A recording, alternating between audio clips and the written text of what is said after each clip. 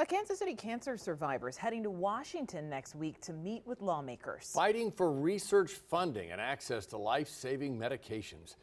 Fox 4's Dave DeMarco live near the downtown building. This lung cancer patient climbed in a fundraiser recently. Dave, her trip for federal dollars comes at perhaps a pivotal point. Yeah, this is the 10th straight year that lung cancer survivors from both Kansas and Missouri have headed to Washington, D.C. fighting for more funding, but now it comes at a time when some of that funding could actually be cut.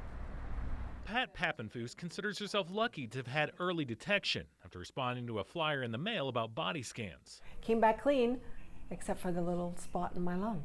And that's how the whole thing started. After it calcified, she began chemo in October of 2023 and had surgery in 2024 to remove the lower lobe of her right lung.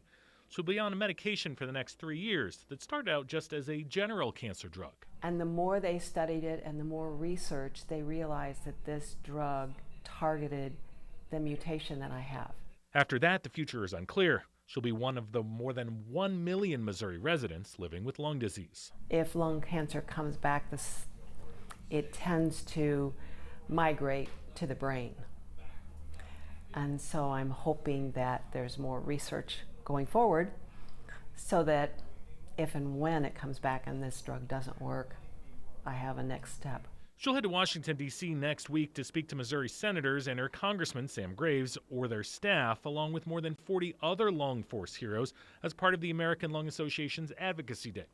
Tuesday, mass layoffs began in the Department of Health and Human Services, which contains both the CDC and National Institute of Health, which participate in cancer research. I think it's a concern for anybody who has lung cancer or any kind of cancer or any kind of illness that's chronic, because research is what we're all counting on. Convincing Missouri's Republican delegation to try to curb CDC, NIH, or Medicaid cuts could be an uphill climb.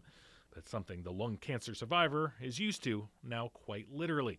Exactly 1 month ago, and a year removed from her surgery, the 72-year-old completed her first fight for air climb, climbing 42 floors to the top of Kansas City's tallest building.